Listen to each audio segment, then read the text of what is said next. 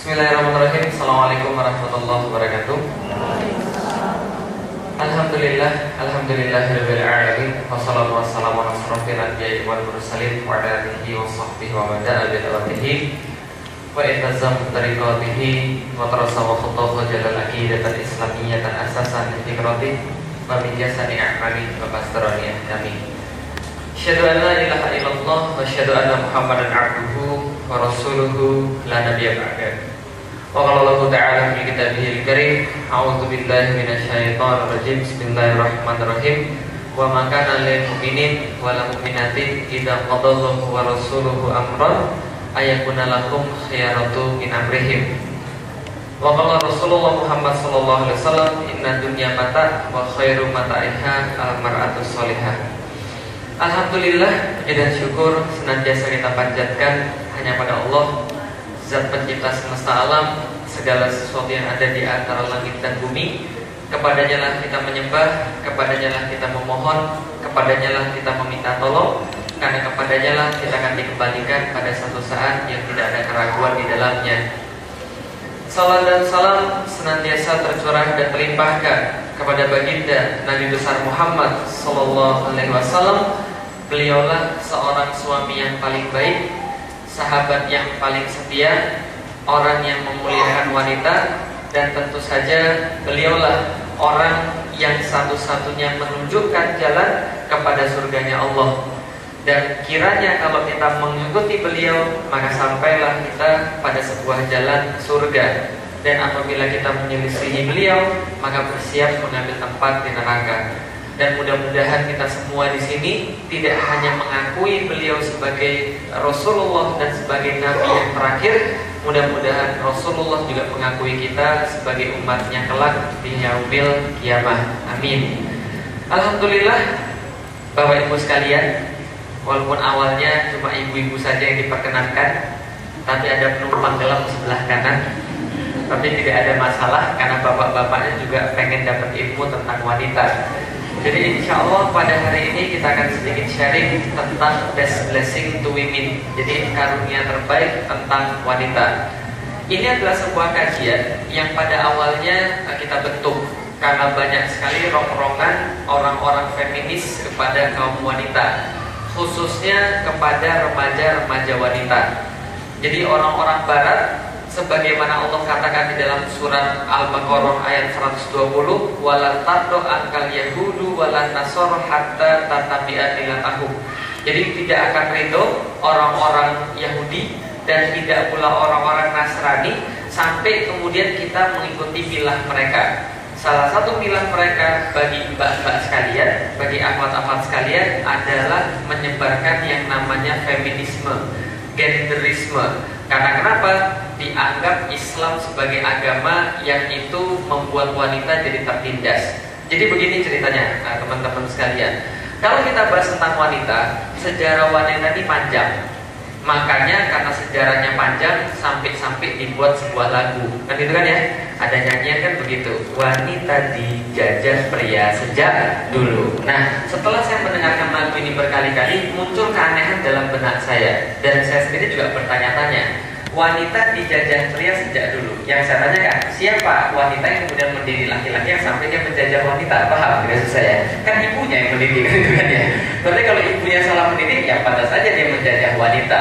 Berarti memang wanita ini spesial di dalam setiap peradaban, dalam setiap agama spesial. Sebagai info, kita kasih tahu, walaupun Islam adalah sebuah agama yang diturunkan pada seorang laki-laki, dan tidak pernah dalam sejarah Islam itu Nabi adalah perempuan, tapi pertama kali yang beriman kepada Nabi Muhammad adalah seorang perempuan. Itu perlu dicatat. Karena itu kita bahas tentang perempuan dan sejarah panjangnya.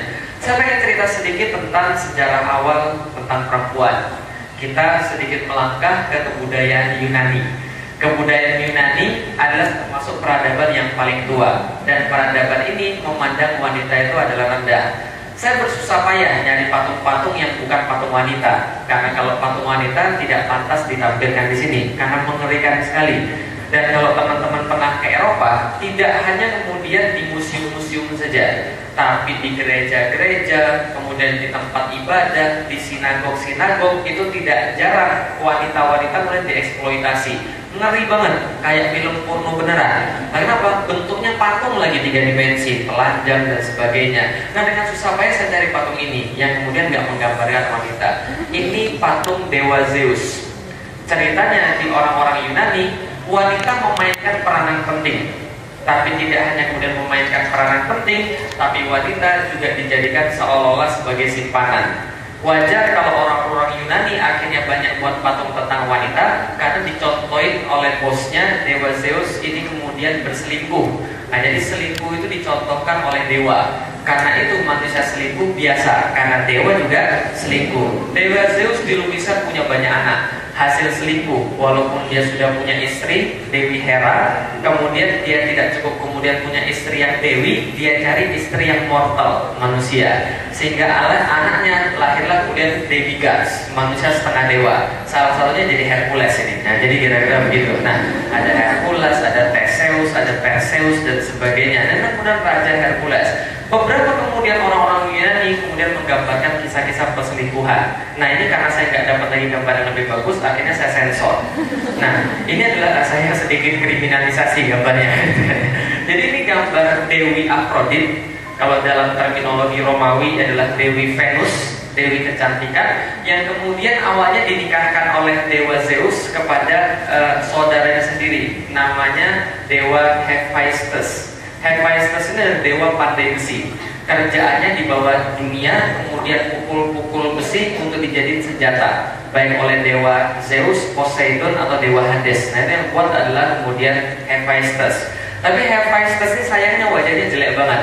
Nah, karena wajahnya jelek banget dan dia dipaksa dinikahkan sama ratu kecantikan sejagat, akhirnya ratu kecantikan sejagat nggak terima dan mengikuti jejak bapaknya, berselingkuh dengan seorang dewa yang lebih maju. Nah, namanya Dewa Ares, dewa perang. Nah, jadi memang dari situ sudah kelihatan wanita itu memang kerjanya selingkuh atau diselingkuhi, kan gitu kan ya. Atau kemudian mereka mengeksploitasi segala hal yang berkaitan dengan wanita. Itu tradisi di Yunani. Jadi di Yunani wanita itu diperlakukan seperti sebuah budak belian. Kalaupun dia jadi dewa, tidak lebih yang diangkat di situ hanyalah unsur seksualitasnya belaka untuk dijadikan eksploitasi dalam bidang seks. Nah, jadi kira-kira itulah. Nah, bagaimana dengan peradaban yang lain? Lebih parah lagi di India. Di India, wanita itu dianggap seorang manusia rendahan yang hanya punya hak hidup selama suaminya hidup. Maka di situ ada tradisi yang namanya sati. Apa itu tradisi sati? Jadi kalau Anda sudah menikah sama seorang laki-laki, kalau laki-laki ini kemudian menikah, maka hak hidup Anda kemudian habis juga. Dengan kata lain, ketika kemudian laki-laki itu dibakar, maka Anda harus ikut dibakar juga. Itu tradisi sati di agama Hindu di India yang sampai sekarang masih ada. Karena itu kalau mau pilih-pilih orang Hindu, kalau mau nikah sama orang Hindu di sana harus pilih-pilih dulu dia penyakitan atau enggak ya suaminya. Kalau penyakitan bisa bahaya. Kenapa? Kalau dia mati duluan, berarti ikut mati juga istrinya. Nah, ini kemudian adalah hak hidup seorang kemudian wanita Hindu di zaman-zaman dulu. Sama seperti kemudian zaman-zaman yang lain kemudian ini diceritakan dalam kitabnya orang-orang Yahudi. Jadi dalam kitabnya orang Yahudi, di dalam Talmud itu dijelaskan seorang laki-laki Yahudi diwajibkan membaca doa berikut setiap hari. Terima kasih Tuhan karena tidak menjadikanku seorang kafir, seorang wanita atau budak belian. Jadi wanita itu sebuah kutukan, paham ya saya? Jadi sebuah kutukan untuk menjadi seorang wanita. Kasihan banget karena saya kemudian bersyukur tidak dijadikan seorang wanita. Terus yang wanita doanya apa? Saya bersyukur karena saya sudah dikutuk jadi seorang wanita. Harusnya kan enggak. Nah, tapi itu yang terjadi. Nih, bila lelaki Yahudi yang telah dewasa bersetubuh dengan anak perempuan, maka itu tidak mengapa. Ini salah satu dalam kitab mereka. Wajar kalau perlakuan mereka terhadap wanita itu bukan perlakuan yang adil. Di zaman Romawi sama, nggak ada bedanya. Wanita sekadar dijadikan objek seksual. Dalam kemudian tradisi orang-orang Kristen hampir-hampir sama. Seperti yang kita tahu, Kristen itu kan adalah sebuah agama yang dilegalisasi dalam rangka orang-orang Romawi. Ketika orang Romawi memperlakukan wanita dan Kristen itu kemudian diadopsi oleh orang-orang Romawi, maka orang Romawi melanjutkan tradisi mereka untuk membuat perempuannya adalah kelas bawah. bawah. Dengan cara apa? Dengan dalil agama. Jadi begini ceritanya. Sudah ada yang pernah dengar kenapa manusia turun ke dunia? Sudah, diusir dari surga, betul begitu? Itu pemahaman manusia zaman sekarang, termasuk umat muslim. Saya katakan kita nggak pernah diusir. Orang Kristen yang merasa diusir, kita nggak pernah diusir Allah. Loh kok bisa? Baca buku saya bab 5, promosi. Ini serius, kita nggak pernah diusir. Kenapa kita nggak pernah diusir? Saya jelaskan secara singkat, tapi begini ceritanya. Di dalam terminologi agama Kristen, wanita itu memakan buah yang dilarang Tuhan makan. Dan gara-gara itu dia buat suaminya juga makan. Karena itu mereka turun ke dunia, diusir oleh Tuhan. Tuhannya ngamuk dan tidak memaafkan Adam dan Hawa. Karena itu muncul yang namanya dosa asal, dosa waris. Itu gara-gara dosa Adam dan Hawa di surga, mereka tidak dimaafkan Tuhan, maka sampai ke kita karena dosa waris. Itu kata orang Kristen, diusir mereka dari surga gara-gara gak mau dengerin Tuhan. Tapi kalau kita berbeda, kalau kita di dalam Al-Quran buka surat Al-Baqarah 30-38. Di situ Allah katakan, wa idh qala rabbuka lil malaikati inni ja'ilun fil ardi khalifah. Berkatalah Allah kepada para malaikat, kami hendak menjadikan di muka bumi ini seorang khalifah. Berarti Allah dari awal pengen menjadikan khalifah di mana? Muka bumi, bukan di surga. Dengan kata lain, Allah memang berencana menjadikan kita itu di dunia. Kejadian di surga itu kejadian biasa, agar kita belajar bahwa manusia itu kerjaannya pasti maksiat. Dan kalau dia maksiat, segeralah taubat dengan Allah, karena Allah pasti memaafkan manusia. Dan jangan buat lagi kesalahan. Kan gitu kan ya? Itu sebuah tanda pembelajaran. Beda dengan orang Kristen. Orang Kristen ceritanya Adam dan Hawa tinggal di surga, kemudian mereka disuruh jangan makan buah pohon ini. Judulnya buah pohon pengetahuan kalau dalam kitab Genesis di orang-orang Kristen. Setelah dipujuk oleh setan, setan bilang, Tuhanmu bilang apa? Gak boleh makan buah yang ini. Lah kenapa gak boleh, kata setan? Hawa bilang, kalau kami makan, kami bakal mati, kata Tuhan. Tuhan bilang, kalau lo makan, kamu akan mati pada saat itu juga. Maka kami gak boleh makan, karena kami pasti mati. Lalu kemudian setannya bilang, bohong Tuhan itu, kamu gak akan mati. Justru kalau kamu makan, kamu punya pengetahuan sama kayak Tuhan. Tuhan takut kamu saingin, makanya dia gak boleh kamu makan. Akhirnya Hawa tergoda. Dia makan buah pohon ini, kemudian diberikan pada Adam. Dua-duanya kemudian langsung sadar bahwa mereka sedang telanjang, langsung tutupin auratnya pakai daun-daun di surga, dan kemudian mereka punya pengetahuan. Itulah ceritanya. Maka di situ di Alkitab Tuhannya bohong. Tuhannya bilang kalau makan mati, ternyata makan nggak mati. Yang benar setan atau Tuhan? Setan yang benar. Ternyata dia nggak mati, malah punya pengetahuan. Nah, cerita ini dijadikan guyonan oleh Steve Jobs, pemilik Apple, yang kemudian lambangnya itu dibuat apel digigit. Karena cerita dalam Alkitab itu diyakini buah pengetahuan itu adalah apel.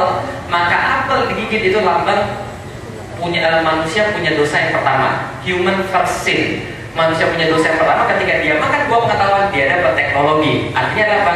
Dia bisa menyayangi Tuhan dengan teknologi. Nah, ceritanya begitu. Jadi itu pengetahuan pertama manusia. Jadi guyonan Steve Jobs pada kaum gereja. Nah, itulah kemudian ceritanya diusir. Tapi tidak hanya cerita diusir. Ceritanya di situ mulai sejak saat itu seluruh rohaniwan gereja percaya bahwa wanita adalah perangkap setan.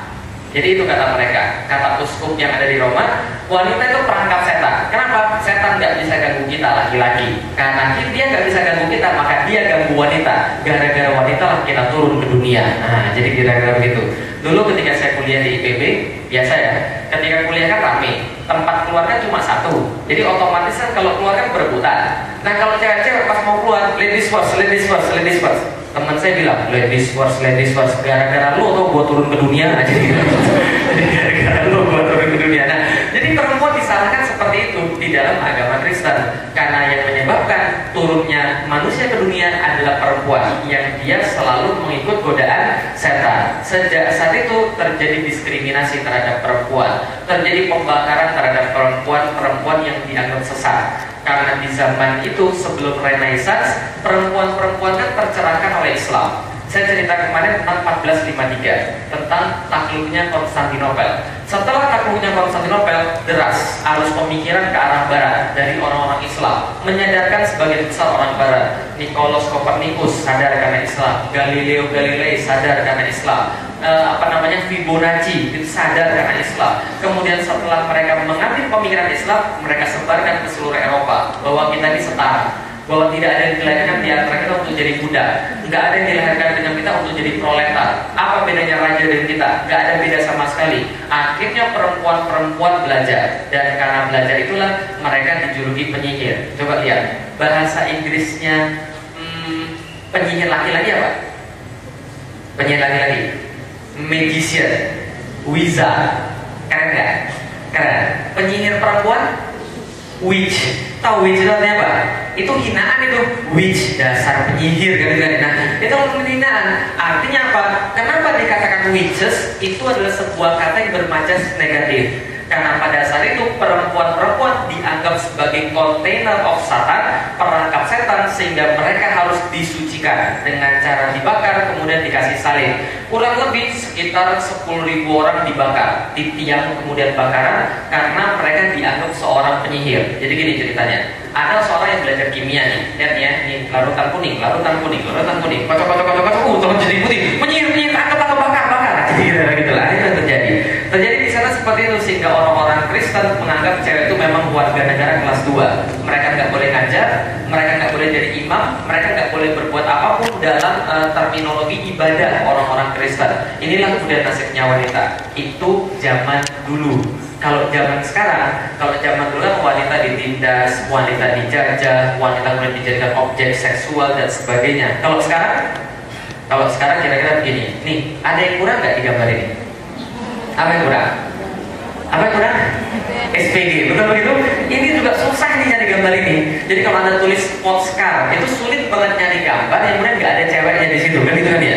Dan ceweknya super seksi, kan gitu kan ya? Nah, kita nggak tahu sampai sekarang apa hubungannya antara busi dengan paha wanita, apa hubungannya ban dalam dengan dada wanita, kan gitu kan ya? Tapi lihat nggak di bengkel-bengkel itu ada kemudian iklan busi, kemudian di sana ada paha wanita, pernah lihat nggak?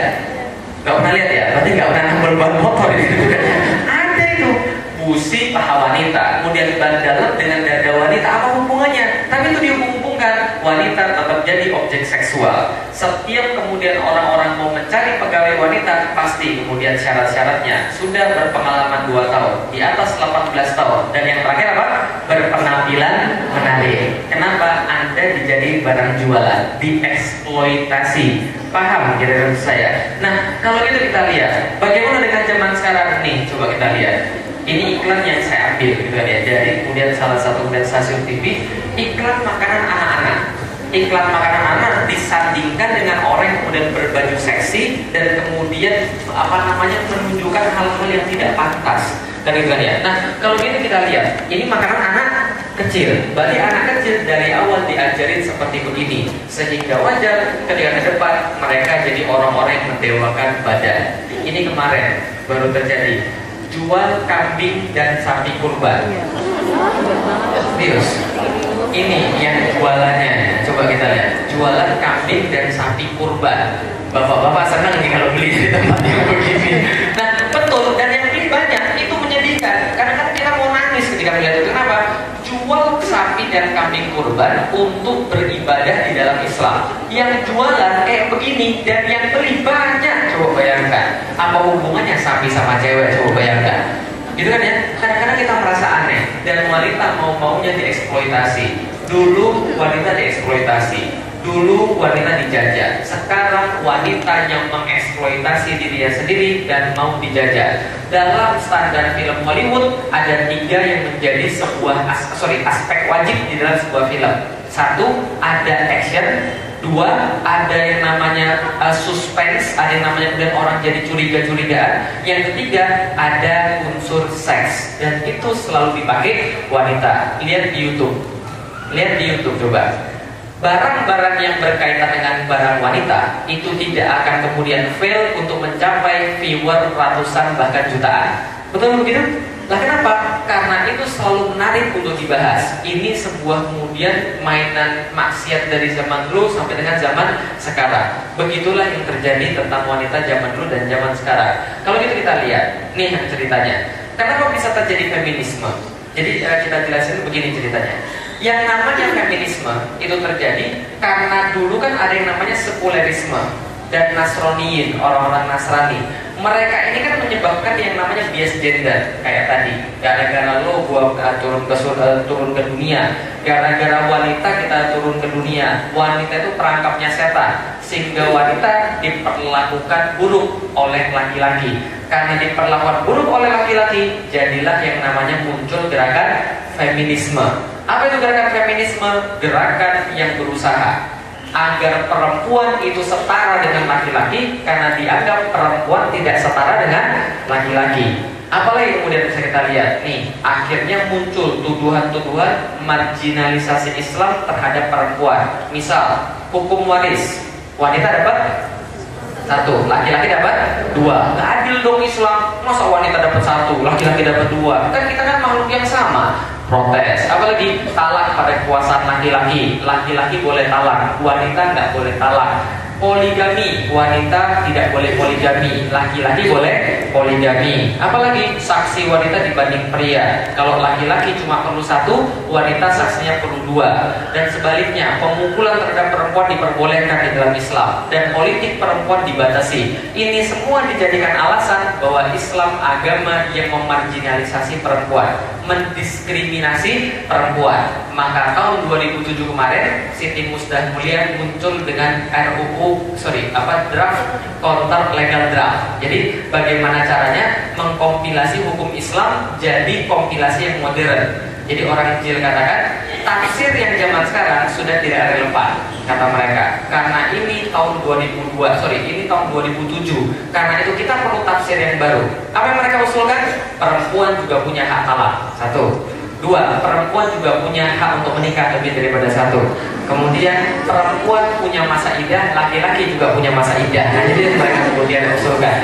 Memang agak lucu, tapi memang aneh itu orang-orang. Tapi itu kemudian yang mereka usulkan. Inilah yang mereka usulkan karena mereka menganggap laki-laki itu menindas wanita dan wanita menindas pria. Suatu hari saya pernah ditanya oleh seorang wartawan yang wawancara saya di TV, kemudian dia bilang begini, Ustaz, kayaknya Islam tuh membuat wanita tuh terasa rendah, menomorduakan wanita. Saya katakan, siapa yang bilang begitu? Ini orang-orang feminis yang bilang. Oke, saya tanya begini, feminis munculnya di mana? Munculnya feminis di mana? Islam. Dunia Islam nggak pernah muncul feminis. Munculnya feminis itu di dunia barat. Artinya apa? Orang barat, wanitanya merasa tidak puas dengan aturan mereka, maka muncullah feminisme. Islam tidak pernah muncul feminisme karena perempuannya sudah merasa konten, merasa puas dengan agama mereka. Tapi barat meracuni kita dan seolah-olah kita jadi tidak puas. Kalau gitu kita bahas. Pertama-tama ingin kita bahas dulu. Pria dan wanita sama nggak? Pria dan wanita sama nggak? Beda atau sama? Oke, kalaupun kemudian kita bilang beda, harus ada buktinya. Betul begitu? Sekarang kita kemudian buka buktinya. Ini caranya. Ini adalah di depan ada sebuah gambar. Karena laki-laki sudah ada, kita manfaatkan juga. Bapak-bapak siap untuk dimanfaatkan, Pak? Diminta tolong, Pak, sebentar. Siap ya? Oke, tapi syaratnya, Pak, ngomongnya harus keras. Karena ini tes. Beda antara laki-laki dan wanita. Yang Bapak diam. Saya mau minta bapak-bapak menyebutkan. Di depan nanti akan muncul sebuah kalimat-kalimat, kata-kata. Tolong sebutkan hurufnya. Ya Pak ya? Tolong sebutkan hurufnya. Siap? Agak keras sedikit Pak. Siap? Harus beramai-ramai bareng-bareng. Siap? Oke, sebutkan apa Pak? Hurufnya. Nggak boleh pakai mikir. Apapun yang muncul tolong teriakkan dengan keras. Tolong teriakkan dengan keras. Warnanya, bukan hurufnya. Warnanya apa? Warnanya. Siap? Oke, keras-keras ya. Jangan pakai lag, jangan pakai mikir, langsung sebutkan aja. Warnanya.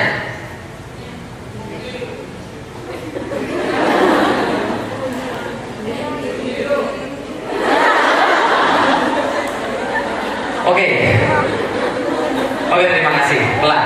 Yang sekarang yang mbak-mbaknya sebutkan warnanya. Warnanya. Warnanya.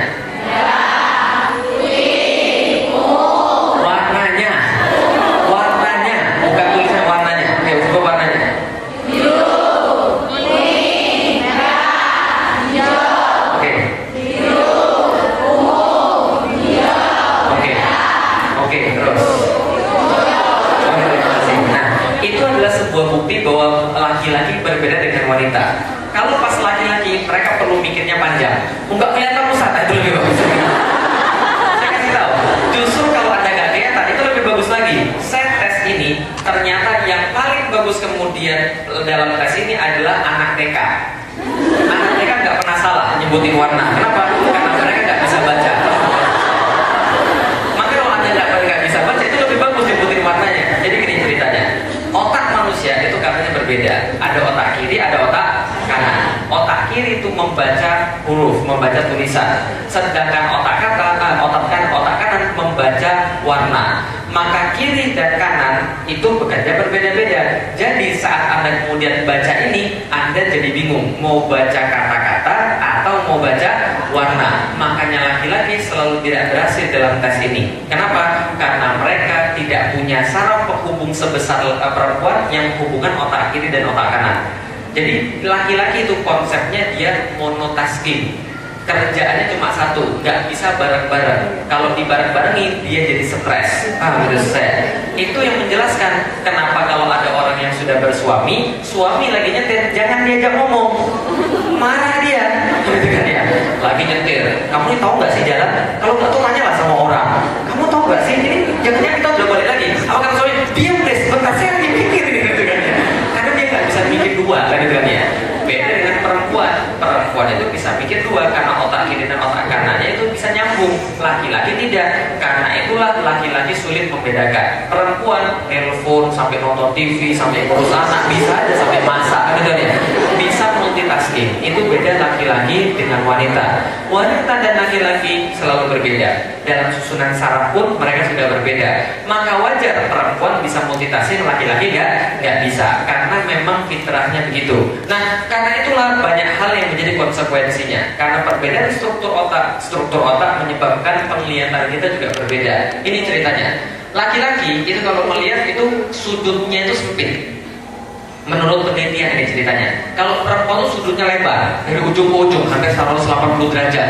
Nah, tapi yang laki-laki sudutnya sempit. Lah makanya kalau laki-laki sama wanita, suami istri lagi jalan pergi ke mall, kalau suaminya melirik perempuan yang lain, istrinya pasti tahu. Sudutnya sempit. Jadi kalau dia mau melihat harus kemudian menolehkan kepala, gitu kan dia nggak bisa melihat. Sebenarnya wanita itu sama seringnya melirik laki-laki yang lain, cuma nggak ketahuan, kan? Karena dia sudah hebat. Jadi dia ngeliat ke situ, tapi dulu perhatiannya ke sini. Nah, itu benar wanita. Jadi itu bedanya. Lah kenapa?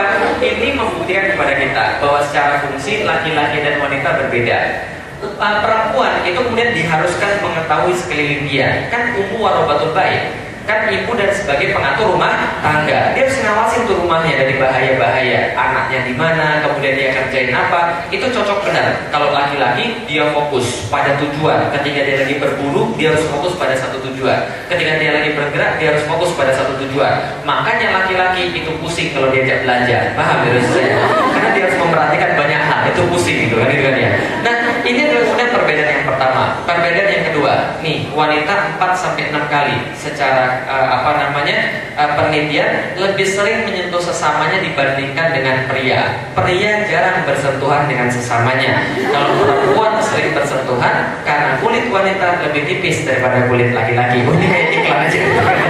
Memang begitu. Nah, karena itulah perempuan lebih sensitif terhadap sentuhan. Karena itu senang menyentuh-nyentuh. Lah kalau laki-laki nggak senang menyentuh-nyentuh. Contoh, lihat aja deh. Kalau perempuan di kampus pergi ke WC, berapa orang perginya? Sekampung perginya. Yang pergi ke WC satu, tapi bergandengan berlima. Jadi pergi ke WC gandengan. Coba bayangkan kalau laki-laki pergi ke WC gandengan, kira-kira gimana? Aneh kan? Memang kan nggak penting itu. Laki-laki itu nggak penting untuk bergandeng-gandengan, bersentuh-sentuhan. Tapi kalau perempuan pasti pengen bersentuh-sentuhan. Contoh nih, ini dimanapun nih, kalau cewek lagi foto pasti pegang-pegangan. Kalau ada laki-laki kira-kira kalau foto begini kan?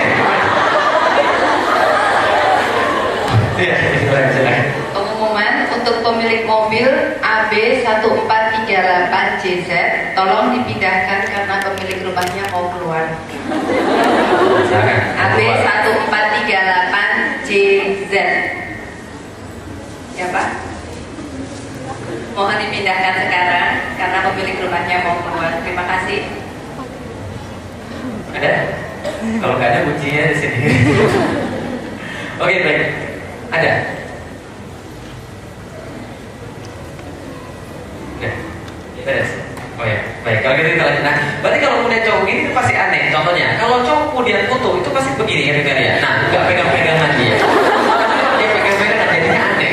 Dia pasti merasa cool gitu, keren gitu kan. Jadi dia nggak pegang-pegangan. Secara kemudian saraf laki-laki dan wanita berbeda. Kita tidak pernah sama. Dan kalau kita sama malah jadinya menjijikkan. Paham ya? Aneh kalau laki-laki kayak begitu fotonya. Nah, kalau gitu kita lihat lagi ini. Laki-laki dan wanita beda dalam hal bicara. Wanita perlu bicara banyak, laki-laki tidak perlu bicara banyak. Bedain aja. Anak 3 tahun atau sama-sama 4 tahun deh, sama-sama baru pulang sekolah. Beda nggak kira-kira orangnya? Pasti beda. Laki-laki coba tanya adik-adik kita yang masih kecil itu, laki-laki. Habis dari mana? Sekolah. Sekolahnya enak nggak? Biasa. Pelajaran gimana? Bagus. Terus gimana? Lumayan. Jawabannya dia nggak jawab panjang. Tapi coba tanya perempuan, gimana sekolahnya? Oh iya tadi saya ketemu dengan orang ini, teman saya tuh parah banget, segala macam. Omongin semuanya sampai sedetail-detailnya. Nah, karena itulah orang laki-laki itu kosakatanya lebih sedikit daripada kosakata perempuan. Makanya telemarketing di mana-mana itu adalah yang bagusnya perempuan. Punktuasi mereka lebih bagus dalam melafalkan sebuah kata. Itu sebuah fitrah yang sudah Allah berikan. Sedangkan laki-laki tidak. Wanita perlu untuk bicara. Wanita Italia berbicara 20.000 kata per hari, paling judes. Barat berbicara 16.000 kata per hari. Sedangkan pria rata-rata cuma berbicara 7.000 kata per hari. Paham? Jadi kalau nanti suatu hari sudah bersuami istri, pahamilah saat laki-laki itu pulang ke rumah, mereka tidak mau ngomong lagi kan, karena jatahnya sudah habis tuh 7.000. Jadi jangan diajak ngomong lagi. Mereka cuma pengen baca, nonton, tidur dan selesai. Tapi perempuan sering ngomong, gimana tadi di kantor biasa? Di kantor biasa, iya lumayan. Kerjaan gimana? Ya begitulah seperti yang kemarin. Dia nggak mau diajak ngomong itu, karena sudah jatahnya sudah habis. Sedangkan perempuan perlu untuk bicara. Karena itulah perempuan itu wajib cerewet. Perempuan cerewet itu bukan sebuah aib. Perempuan cerewet itu adalah calon istri yang baik dan calon ibu yang baik. Kenapa? Bayangkan kalau ibu nggak cerewet, gimana jadinya anak-anak kan itu kan ya. Contoh, pernah lihat nggak bapak sama anaknya lagi jalan? Nah, kan anak-anak kan selalu nanya kan ya, rasa ingin tahunya kan besar. Kenapa daun berwarna hijau? Karena dari sono juga sudah begitu. Karena Tuhan menciptakan begitu. Tapi kalau sama ibunya kan enggak. Kenapa daun berwarna hijau? Karena ada klorofil. Klorofil itu apa? Zat hijau daun. Kenapa daunnya berwarna hijau? Karena panjang gelombangnya segini sampai panjang gelombang apa? Jelasin sampai kapan? Panjang. Bayangkan kalau perempuan kemudian hemat kata kayak laki-laki. Ujungnya jawabannya karena memang dari dulu sudah begitu. Bayangkan anaknya jadi kayak apa? Kan itu kan ya. Maka perempuan perlu cerewet. Istri perlu cerewet, ibu perlu cerewet untuk mengajarkan anak-anaknya. Allah itu adil, memberikan wanita kemampuan bicaranya banyak karena wanita harus mengajari anak-anaknya. Kita berbeda. Apalagi perbedaan nih, dalam kondisi terdesak, laki-laki akan bertindak tanpa berpikir, sedangkan perempuan akan ngomong tanpa berpikir. Makanya penghuni LP itu 90% adalah laki-laki, karena dia pukul orang dulu baru ngomong, kan itu kan ya. Dilihat-lihat dulu, cedak, kapan lu lihat-lihat gua? Gitu kan, ngomong, pukul dulu kan gitu kan ya. Nah, itu kemudian laki-laki. Perempuan yang kemudian sering mendatangi terapis karena stres, banyak galau, itu perempuan, karena dia ngomong dulu baru mikir. Nah, itu permasalahan perempuan. Nah, kalau itu kita lihat lagi, perempuan dan laki-laki berbeda. Perempuan kemudian tertarik pada emosi.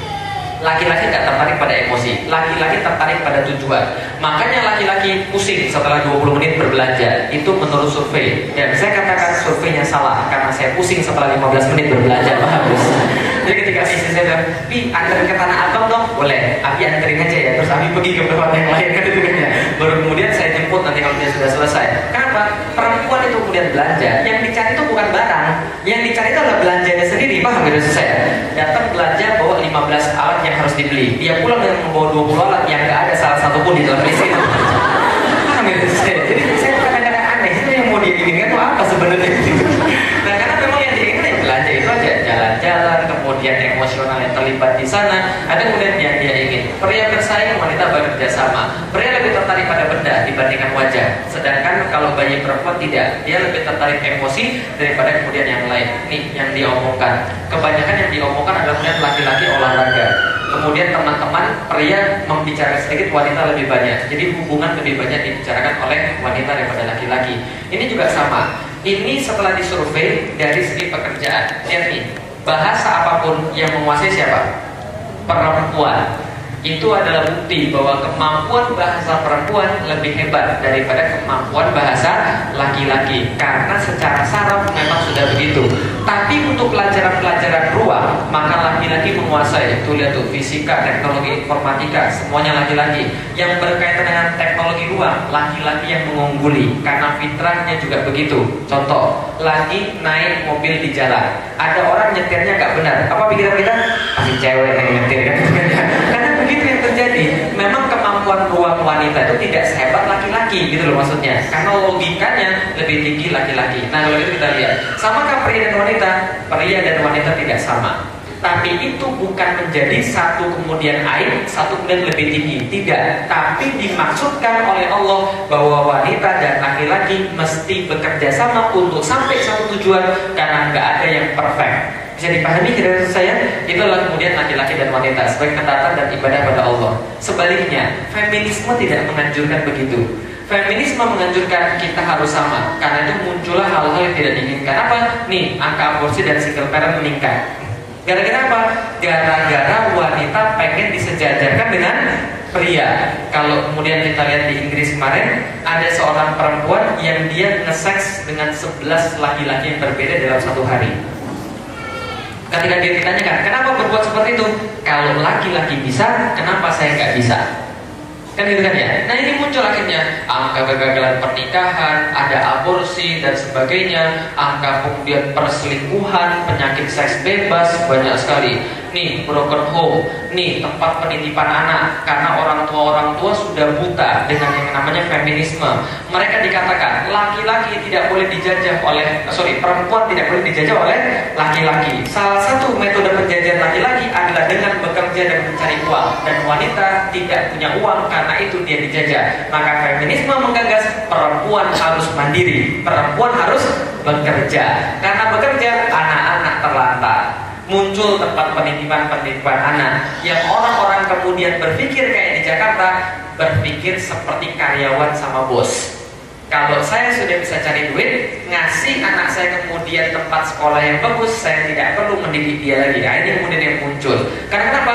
Muncul kemudian kehilangan figur ibu. Ketika kehilangan figur ibu, itulah laki-laki yang nantinya akan menjajah wanita. Karena dia nggak bisa lihat figur ibu itu seperti apa, gitu loh maksudnya. Yang kemudian menyayangi dia, yang memberikan dia kemudian perhatian, sehingga itu menghalangi dia untuk berbuat tidak adil terhadap wanita, gitu loh. Maka orang-orang muncul sekarang yang jahat terhadap wanita, masa kecilnya perlu kita pertanyakan, ibunya sudah mencontohkan belum bahwa dia harus menghargai seorang wanita. Nah, setelah muncul dan anak-anak broken home, muncullah perselingkuhan. Nih, lihat nih, ayam kawin sama ayam, anaknya setengah kucing, maka dia dimarahin. Kenapa anak kita bisa setengah kucing kan itu kan ya?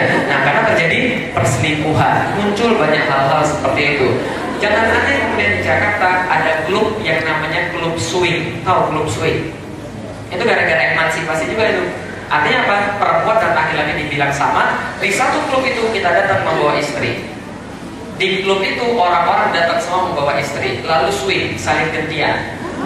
Serius itu. Nah ini kemudian kenapa? Sebuah masyarakat yang rusak. Karena perempuan mulai dianggap tidak lebih daripada sekedar objek seksual. Di Jepang itu mengerikan. Orang bilang, tuh Ustaz coba lihat tuh, gak perlu Islam untuk Jepang jadi rapi. Tuh lihat rapi banget, Islami banget, akhlak banget. Saya bilang itulah mental terjajah. Bilang negeri Jepang lebih Islami daripada Indonesia, atau lebih menerapkan Islam. Saya katakan, dia cuma lihat luarnya doang, rapinya doang, kerennya doang, tapi gak tahu di dalamnya orang bunuh diri 100.000 setiap tahun. Berapa? 300.000 setiap tahun. Satu hari ada 66 orang bunuh diri. Ketika saya pergi ke sana, ada sebuah kereta yang kemudian diferensiasi keretanya adalah kami bisa membersihkan kalau ada orang yang bunuh diri 20 menit saja. Tidak seperti kereta yang lain perlu waktu 1 jam. Diferensiasinya begitu, karena saking banyaknya orang bunuh diri. Coba bayangkan, laki-laki di sana menindas wanita dan wanita dijadikan objek eksploitasi seksual. Bisnis esek-esek di Jepang memperoleh setiap tahun 400 triliun. Berapa? 400 triliun. Tahu APBN kita berapa? APBN kita targetnya 900 triliun. Yang terrealisasi 700 triliun. dikorupsi setiap tahun 321 triliun, sisanya sekitar 380-an. Itulah APBN kita, jauh lebih rendah daripada bisnis esek-esek di Jepang. Wanita dieksploitasi. Bisa dipahami tidak saya? Mengerikan. Apalagi kemudian yang terjadi nih, workaholic. Wanita kemudian dianggap mulia, dianggap hebat kalau dia kemudian sudah muncul food, fun, and fashionnya. Kita dijajah dari food, fun, and fashion. Wanita itu adalah genderisme, itu kemudian membuat wanita merasa dia harus sejajarkan dengan laki-laki, dan berarti karena itulah dia tidak perlu peduli apapun kecuali menyenangkan laki-laki. Loh, kok begitu? Ya gitulah memang adanya. Coba kita lihat. Ada orang kemudian nggak kerudungan, kemudian ditanya, kenapa dia nggak kerudungan? Karena kerudungan membuat saya kemudian tertindas, membuat saya kemudian terkekang. Pertanyaan berikutnya adalah, apakah lipstik, sanggul, pergi ke salon kemudian itu membebaskan? Itu lebih mengekang lagi. Kan bedanya, harus pergi, harus kemudian bersikap harus berdandan yang bagus, harus berpakaian yang kemudian bagus untuk menyenangkan laki-laki. Pertanyaan saya, kalau wanita berpakaian seksi, itu untuk siapa sebenarnya? Dia bilang untuk kemudian perwujudan diri sendiri, self expression. Saya katakan tidak, dia pasti berbuat begitu untuk diperhatikan laki-laki. Makanya aneh, kadang-kadang ada orang berpakaian seksi, kemudian ketika naik kangkok, ininya ditutup. Kan itu kan ya? Kan kalau kemudian dia sudah buka, ya sudah buka aja sekalian, gitu kan? Enggak gitu maksudnya. Ya, itu maksudnya aneh. Dia kemudian membuat sesuatu yang itu adalah dilihat orang lain, gitu kan ya? Dia berbuat itu untuk dilihat orang lain, demi keridhaan orang lain, bukan keridhaan Allah. Food, fun, and fashion. Zaman dulu ibu-ibu sekalian, yang sekarang sudah agak senior. Zaman dulu ketika ba'da maghrib, kemana? Masjid, belajar baca Quran. Zaman dulu ketika cewek ada kelihatan kemudian daleman, dibilang apa? Cewek gak benar. Zaman sekarang kelihatan daleman tren, betul begitu? Kalau nggak kelihatan dalamannya nggak tren. Karena itulah sudah diperbudak oleh food, fun, and fashion. Wanita disuruh untuk memikir agar menyesuaikan diri seperti apa cantik yang menurut badan pikir. Nah, kan itu kan ya, muncul krim-krim anti penuaan. Wis, berarti yang cantik itu yang kalau nggak tua-tua. Ngeri juga kalau nggak tua-tua, kan itu kan ya. Itu yang dikatakan sebagai sebuah kecantikan. Cantik itu putih kalau zaman sekarang. Muncul suntik pemutih lah, suntik kemudian apa namanya ya, ada pemutih, ada deterjen dan sebagainya. Muncul hal seperti itu. Kalau kenapa? Karena cantik diidentikan dengan badannya. Kita dipaksa dengan cara pikir barat untuk menyenangkan laki-laki sebenarnya, bukan untuk menyenangkan wanita. Buktinya apa? Nih coba lihat nih. Wanita emansipasi, minum minuman keras, mabuk-mabukan, dan itu sudah biasa. Di negeri-negeri yang lain itu sudah biasa. Coba, apa yang diharapkan pada seorang ibu-ibu yang semacam ini ketika dia mendidik anak-anaknya? Jadi wajar kalau yang mengatakan Barat itu nggak usah diapa-apa, itu sudah mati sendiri. Lah kenapa? Nih ibu-ibunya semacam ini. Apa yang bisa diharapkan dari ibu-ibu semacam ini? Peradaban mereka sedang menurun dan sebentar lagi akan hancur. Digantikan oleh peradaban lain yang lebih manusiawi. Apalagi kemudian demi kata setara. Nih Miss Universe. Kenapa ada Miss Universe tapi nggak banyak orang yang nonton Mister Universe? Miss Universe ada kan promotornya laki-laki tuh, bukan perempuan. Oh enggak Ustaz, itu beauty, brain, and behavior. Oh yeah, beauty, brain, and behavior. Pernah nggak lihat orang kemudian badannya segede gentong kemudian menang jadi Miss Universe? Enggak, bohong kan ya. Apa yang penting itu seksi, itu saja Miss Universe. Tapi tidak ada Miss Universe. Kenapa tidak ada Miss Universe? Karena kenapa? Karena ini menarik bagi laki-laki. Ini menarik bagi laki-laki. Mereka senang melihat wanita yang kemudian seksi. Mereka senang melihat wanita dalam balutan busana-busana yang minim. Itu menyenangkan bagi laki-laki. Lelaki suka. Ustaz suka juga? Ya suka lah, kan saya kan normal kan gitu kan ya. Cuma saya nggak mau karena dosa gitu kan ya. Nah, kalau gitu kita lihat. Nah, ini kemudian populer. Tapi kemudian yang kayak gini nggak pernah jadi kemudian juara. Kan ditanya, kenapa? Karena mereka cuma melihat dari fisik gitu loh maksudnya. Dan apa yang kemudian Anda suka kalau melihat yang kayak begini-begini? Pengen nggak yang gini jadi suami? Jijik kali gitu kan ya. Nah, kenapa? Karena tadi ini nggak menyenangkan bagi perempuan gitu loh maksudnya. Sebaliknya, ketika tadi menyenangkan bagi laki-laki, ini menjijikkan bagi perempuan karena perempuan tidak pernah lihat dari fisik. Gitu kan ya? Memang begitu adanya. Laki-laki memang lihat dari fisik, tapi perempuan jangan lama-lama deh gitu kan ya. Perempuan nggak pernah lihat dari fisik. Perempuan lihat apa? Perempuan lihat yang pertama menurut survei adalah apakah kemudian laki-laki ini bisa bertanggung jawab terhadap dia. Itu saja sudah cukup. Tapi kalau kemudian laki-laki tidak, makanya ada Miss Universe, tapi tidak banyak orang yang lihat Mr. Universe. Nih, bagaimana kemudian perempuan dijadikan sebagai eksploitasi seksual. Sebenarnya yang saya katakan, Jepang menghasilkan, bukan 400 triliun, 450 triliun per tahun dari bisnis seks di sana. Amerika 130 triliun per tahun dari bisnis seks. Dan kemudian apalagi nih, sex and porn menempati 5 top search. Ini coba bayangkan, gara-gara emansipasi wanita, gara-gara wanita disuruh kemudian untuk cari duit sebanyak-banyaknya. Ketika materi diukur ketika kebahagiaan diukur berdasarkan materi, perempuan nyari yang namanya kebahagiaan materi. Ini yang terjadi di mana-mana. Apa kemudian? Ini yang menjadi salahnya. Jadi gini ceritanya. Kapitalis, sekulerisme menjadikan materi sebagai standar kebahagiaan, sebagai standar yang baik-baik. Sedangkan kemudian bila materi dijadikan sebagai standar kebaikan, laki-laki pasti ada di depan wanita, dan wanita tidak mungkin bersaing dengan laki-laki. Kenapa? Karena kalau standarnya materi, laki-laki pasti akan cari lebih banyak daripada wanita. Tapi di dalam Islam, standar kebahagiaannya bukan materi, tapi ridho Allah.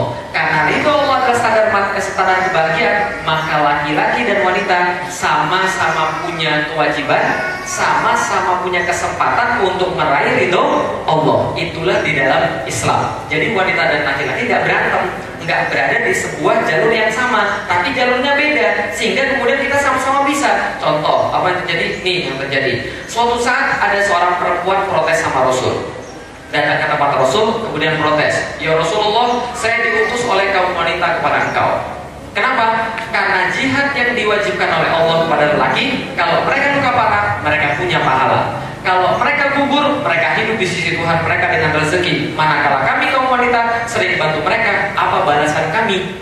Maka kemudian ada lagi dalam lafaz yang lain begini, ya Rasul, kami protes, laki-laki ambil semua pahala, sholat mereka kemudian berjamaah, kami disuruh di rumah, kalau boleh pun kami di belakang. Kalau lagi pengajian, kami di belakang, mereka di depan. Kami nggak bisa mendengar engkau sebagus kemudian laki-laki mendengar engkau. Mereka selalu di samping engkau, kami nggak boleh selalu di samping engkau. Kami iri dengan pahala laki-laki, sementara kami menyucikan baju mereka, mengurus anak-anak mereka, melayani mereka, dan sebagainya. Rasul katakan, sampaikan pada wanita-wanita yang mengutus engkau bahwa taat pada suami serta mengakui haknya menyamai pahala orang yang berjihad, dan sangat sedikit sekali golongan kalian yang dapat melawan demikian. Coba bayangin. Jadi ada yang protes, kami nggak boleh taklim di depan, kami nggak boleh begini, laki-laki begini, kami nggak begini. Rasul katakan, apa yang kalian lakukan di rumah sama pahalanya. Enak nggak? Nyuci pahala jihad. Kan itu kan ya. Apalagi kemudian ngurus anak pahala umroh, pahala haji dan sebagainya. Luar biasa tuh enaknya. Maka saya di rumah enak. Saya kemudian dikenal sebagai seorang lelaki yang sangat pemalas di rumah. Karena kenapa? Karena kalau saya lagi di depan komputer, saya malas ngapa-ngapain. Kalau lagi kemudian mau minum, saya minta istri saya ambilin, ambil minum dong. Pemalas banget sih. Itu kan cuma di sebelah doang ambil minumnya. Saya bilang, ini kan pahala bagi kamu. Sebuah penghormatan bagi seorang perempuan untuk kemudian melayani suaminya. Karena itu adalah sumber pahala yang tidak terhingga. Paham kira-kira saya? Kalau belum punya suami gimana? Ya menikahlah. Kan itu kan. Nah, itu kita lihat. Nah, ini kemudian standar bagian wanita. Islam adalah karunia terbaik buat wanita. Islam mendudukkan wanita pada posisi yang sempurna. Bagaimana kata Islam terhadap wanita?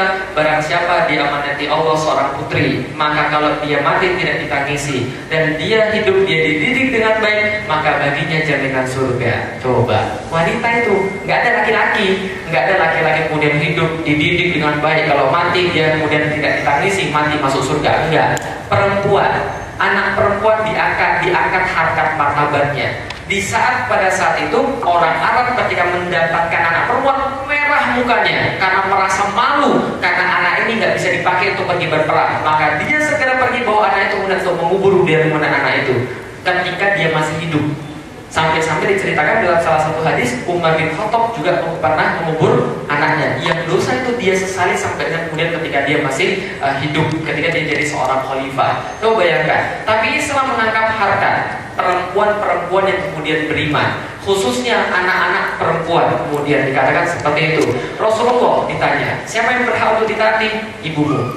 Setelah itu, ibumu. Setelah itu, ibumu. Baru bapakmu. Berarti ibu dapat berapa? 3/4. Laki-laki dapat 1/4. Berarti kalau anak itu dapat pahala, maka ibunya dapat 3/4, anaknya dapat 1/4. Kalau dosa, ibunya 3/4. Jadi gitu. Kenapa? Karena ibunya yang mendidik itu. Makanya ibu itu berfungsi sebagai ummu warabatul bait. Itu adalah fungsi utama dia sebagai ibu dan pengasuh rumah tangga. Itulah fungsi ibu yang sangat mulia, yang nggak mungkin bisa digantikan oleh seorang pria yang paling hebat sekalipun. Inilah kemudian fungsi ibu. Apalagi kemudian kita lihat nih dalam kemudian hadis yang lain, Rasul katakan mukmin yang paling sempurna iman adalah yang paling baik akhlaknya di antara mereka. Wa khairukum linisaihim, yang paling baik di antara kalian adalah yang paling baik terhadap istri-istrinya. Linisaihim, saya tidak mengurangi dan saya tidak menambah. Linisaihim, terhadap istri-istrinya. Jadi kita pulang aja ya. Terhadap istri, maksudnya adalah yang paling baik terhadap istrinya. Artinya begini, saya secara pribadi kalau kemudian setiap saya pulang kerja, ini adalah hadis yang saya baca. Khairukum linisaihim, yang paling baik di antara kalian adalah yang paling baik terhadap istri-istrinya. Maka ketika saya pulang ke rumah, saya keluarkan suara yang enak terhadap istri saya, karena harus yang paling baik. Assalamualaikum Umi, apa kabar? Nah, kenapa? Karena yang paling baik terhadap istri-istrinya adalah yang terbaik di hadapan Allah. Coba bayangkan, nggak seperti kemudian orang-orang yang lain, agama-agama lain nggak ada mengatur tentang istri. Pulang bawa masalah di kantor, kemudian bawa segala macam. Pulang-pulang, kok belum dipel sih? Kok ini kotor sih? Ya, cuman istrinya kemudian sudah capek-capek ngurusin kemudian anaknya, ngurusin rumahnya. Kamu tuh protes ngurusin, kamu loh yang kemudian ngepel sendiri. Nah, ributlah kan kalian. Ini yang terjadi dalam Islam tidak. Suami diwajibkan untuk baik pada istri-istrinya.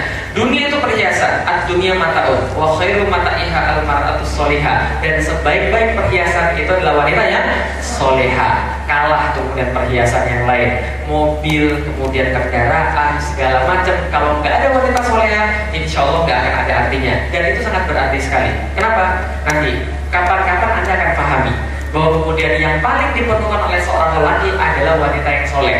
Kadang-kadang dunia berbalik melawan dia, tapi wanita yang soleh yang ada di rumah itu yang selalu menguatkan dia, yang selalu kemudian menanti dia ketika dia lagi capek dan sebagainya. Al-mar'atu soleha wajar ketika Rasul katakan sebagai sebaik-baik perhiasan. Apa yang kemudian dikatakan? Nih, dikatakan di dalam Al-Quran. Sebagian mereka adalah sebagian kemudian penolong yang lain. Jadi wal mu'min wal mu'minat ba'dukum awliya'u ba'din. Ini artinya kita setara, tidak berbeda di dalam Al-Quran, sama-sama dalam kemakrufan. Dan saya kasih tahu, ada yang tahu ulul asmi? Siapa ulul asmi? Nabi Ibrahim, terus Musa, terus Isa, terus Muhammad, terus Nuh. Lima ini ulul asmi. Ini kan yang paling baik di antara para nabi. Kan itu ya. Segolongan manusia kata Allah ada yang lebih di antara mereka. Siapa? Orang-orang yang soleh. Di antara orang soleh ada yang lebih utama daripada mereka, yaitu para nabi. Di antara para nabi ada yang lebih baik daripada mereka, yaitu para rasul. Di antara para rasul ada yang paling baik di antara mereka, tentang ulul asmi. Ulul asmi ini semuanya bercerita bukan tentang laki-laki tapi tentang wanita. Betul begitu? Nabi Musa. Ketika Allah mengisahkan Nabi Musa, yang dikisahkan Nabi Musa itu siapa? Ibunya Nabi Musa. Ketika dilahirkan Nabi Musa, ibunya kemudian merasa kosong hatinya, kemudian ketika menghanyutkan Nabi Musa, diceritakan bagaimana ibunya mendidik seorang Nabi Musa sehingga dia jadi seperti itu. Nabi Musa. Nabi Ibrahim yang diceritakan siapa? Hajar, istrinya, yang kemudian bagaimana menjadi yang sekarang kita peringati dengan Idul Adha itu kan ya. Nabi Ismail yang kemudian dididik oleh Siti Hajar. Yang ketiga, Nabi siapa lagi? Siapa? Nabi Isa. Yang diceritakan siapa? Lebih lagi itu, satu surat khusus Maryam menceritakan kemudian tentang Nabi Isa, bahkan menceritakan ibunya Maryam sekalian. Karena itu kemudian pembentukan Nabi Isa seperti apa. Nah, yang Nabi Muhammad jelas dengan Siti Khadijah dan sebagainya. Nah, kalau yang satu ini peringatan buruk ini, Nabi Nuh itu juga bercerita tentang istrinya, walaupun cerita yang kurang bagus. Yang kemudian Allah katakan tanah yang baik menghasilkan hasil tanaman yang baik, tanah yang tidak baik menghasilkan tanaman yang tidak baik. Karena Kan'an menolak untuk kemudian masuk ke dalam perahu ayahnya. Nah, itu artinya adalah apa? Perempuan-perempuan yang buruk menghasilkan anak-anak yang buruk. Tuh kalau gitu gimana cara bedanya perempuan yang baik dan perempuan yang buruk? Nanti kita lihat. Nah kalau gitu kita lihat nih, bahwa kemudian wanita benar-benar disetarakan dengan pria. Janganlah kalian iri hati terhadap yang dikatakan Allah, sebagian kamu lebih banyak daripada sebagian yang lain, karena ada bagian daripada usaha masing-masing. Laki-laki punya bagian, perempuan punya bagian. Kita tidak saling bersaing, kita tidak berkompetisi, kita saling bahu-membahu. Jadi kira-kira begitu. Apalagi kemudian bisa kita lihat nih wanita di dalam Islam. Laki-laki itu pemimpin wanita. Betul, karena ada yang dilebihkan dari laki-laki atas wanita. Apa yang dilebihkan? Dalam beberapa ucapan muhadisin, yang dilebihkan adalah akal. Berarti wanita kurang akal loh, bukan begitu maksudnya. Laki-laki itu dilebihkan akalnya, karena itulah ditaruh posisi talak pada dia. Maka semua menjadi masuk akal. Kenapa talak ada pada laki-laki? Karena perempuan cenderung emosional. Betul begitu? Perempuan itu kan ngapa-ngapain nangis, senang nangis, bahagia nangis, sedih nangis, galau nangis, nggak ngapa-ngapain nangis juga kan ya.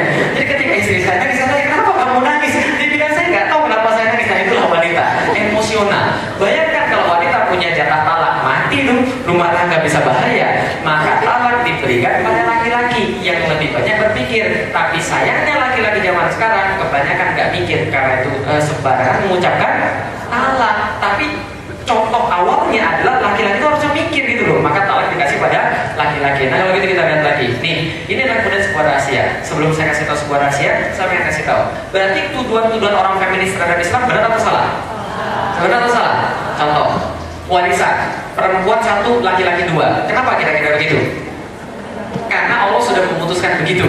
Tapi hikmahnya apa? Hikmahnya adalah laki-laki dapat dua, perempuan dapat satu. Perempuan ketika dapat, maka itu untuk diri dia sendiri, nggak dibagi-bagi lagi. Tapi kalau kemudian dikasih pada laki-laki, laki-laki harus bagi pada istrinya, harus menafkahi kemudian anak-anaknya, saudara-saudara perempuan dan sebagainya. Wajar atau tidak? Wajar. Kenapa saksi itu laki-laki kemudian satu, perempuan harus dua? Karena perempuan di dalam sistem Islam tidak banyak pergi kemana-mana. Karena itu mereka jarang menyaksikan tindakan-tindakan kriminal. Wah, udah selesai. Jadi jarang menyaksikan perzinaan, jarang menyaksikan pencurian dan sebagainya. Sehingga mereka tidak diperlukan dalam peradilan terlalu banyak. Itu yang kedua. Ketiga, pemukulan terhadap perempuan boleh atau tidak? Boleh atau tidak?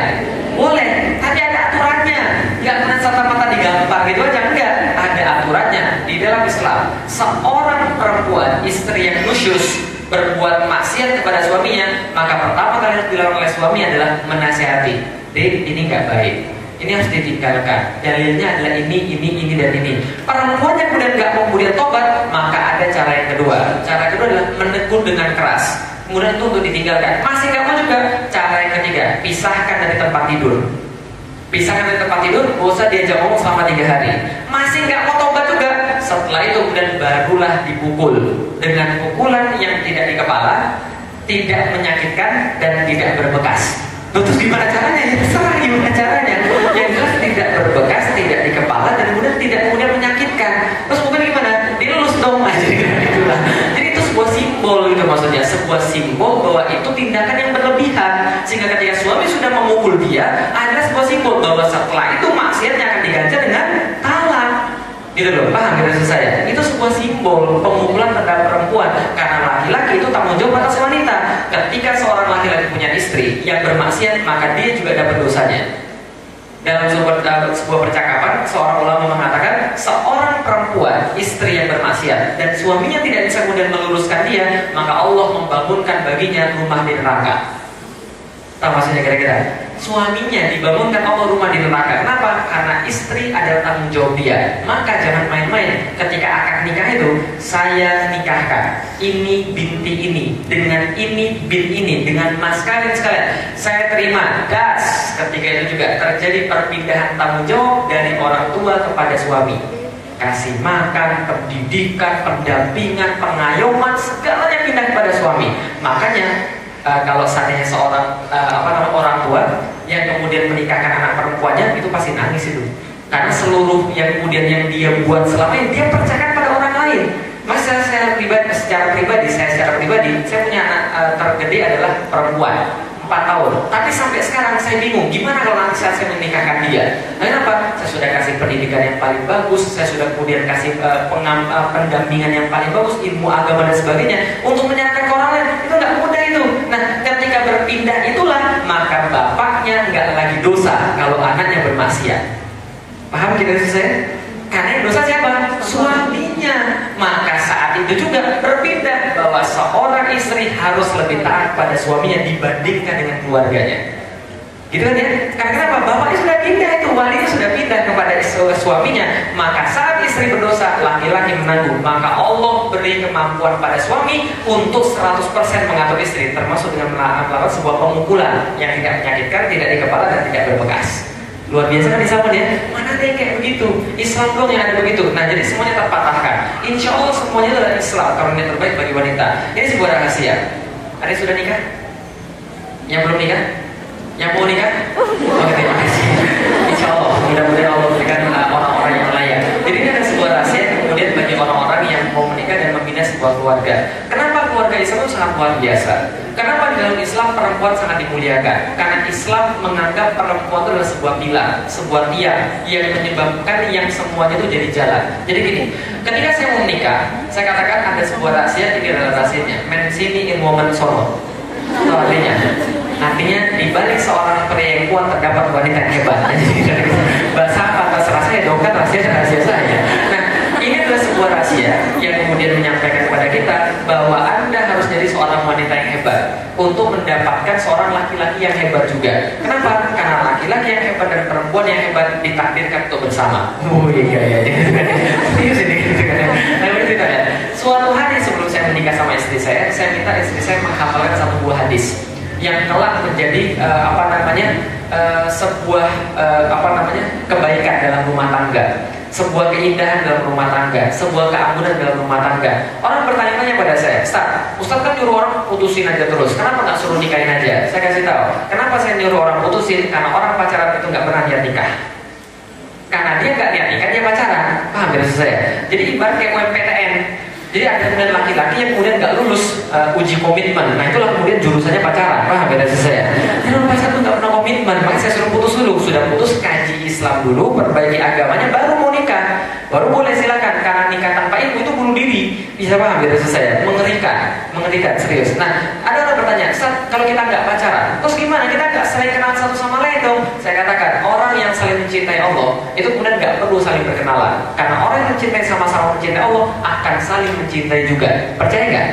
Nggak perlu kemudian dia berkenalan, karena dia sudah pasti kenal. Kenapa sudah pasti kenal? Karena sama-sama taat sama Allah. Anda nikah karena wajah, siap-siap cintanya pudar dalam jangka waktu 3 hari. Karena kenapa? Karena dalam waktu 3 hari rumput tetangga lebih hijau. Itu sudah terbukti, laki-laki paling tahu. Jadi kalau nikah karena wajah, 3 hari kemudian rumput tetangga lebih hijau. Kalau nikah karena harta, perlu waktu 3,5 bulan untuk membuat cinta itu hilang. Nah kenapa? Untuk balik nama. Paham saya? Nah, tapi kalau cintanya karena Allah, insya Allah nggak akan pernah hilang. Nah kenapa? Karena dijaminkan pada sebuah zat yang zat itu akan abadi, maka cintanya juga akan abadi. Contoh, ini hadis yang minta saya kemudian hafalkan pada istri saya. Di balik seorang pria hebat terdapat wanita yang luar biasa kuat juga dan hebat. Rasul katakan, ingatlah, aku telah memberitahu kalian tentang istri-istri kalian yang akan jadi penduduk surga. Maka siapakah penduduk surga? Yaitu yang penyayang, kata Rasul. Para sahabat manteng itu, benar apa lagi? Penyayang, banyak anak, subur, dan banyak memberikan manfaat kepada suaminya. Yang ketika dia menyakiti suaminya atau ketika dia disakiti, maka dia segera datang berada di pelukan suaminya, berlari ke sana, mengambil tangan suaminya, kemudian dia berkata, demi Allah, aku tidak bisa memejamkan mata hingga engkau merituiku. Oh, keren kan? Subhanallah. Kayak begini dan sampai kantor kayak begini. Jadi ketika dia menyakiti suaminya atau dia disakiti oleh suaminya, dia segera lari ke pangkuan suaminya, meluk suaminya, ambil tangan suaminya, kemudian dia bilang, demi Allah, tidak akan kemudian saya bisa memejamkan mata sebelum engkau merituiku. Yang kayak begini cuma ada di dalam Islam. Dan dalam rumah tangga tuh cekcok tuh pasti. Gak mungkin gak ada cekcok. Yang dari hal-hal kecil aja. Contoh yang sering terjadi nih, saya sama istri saya lagi capek-capek pulang dari ngisi, naik motor, lagi romantis-romantisnya tuh. Terus saya bilang sama istri saya, lagi naik motor di belakang, Umi mau makan apa? Istri saya menjawab, terserah. Laki-laki itu paling gak senang dengan kata terserah. Kalau itu kita gak usah makan aja. Yang gak usah makan ya sudah. Nah, marahan kan? Nah, setelah marah kemudian saya katakan, ketika kemudian sudah 15 menit marahan, saya gak bisa lebih dari 15 menit marahan sama dia. Dan saya katakan, Umi ingat gak hadisnya? Iya, ini namanya hadisnya.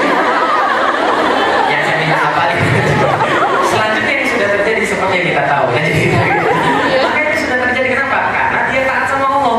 Karena itu taatnya pada suaminya karena dia taat sama Allah. Coba kalau wanita yang gak taat sama Allah, udah dibaca hadis ini, terus dia bilang apa? Terus gua harus bilang oh gitu. Karena dia gak taat sama Allah gitu ya. Bagaimana mungkin dia mau menaati suaminya gitu loh. Dia disebutin ayat berapa banyak juga dia gak akan sadar-sadar. Dia disebutin hadis berapa banyak juga dia gak akan sadar-sadar. Tapi kalau orang yang kemudian taat sama Allah, tidak perlu berkata banyak. Sebutkan ayat, sebutkan hadis, urusan selesai.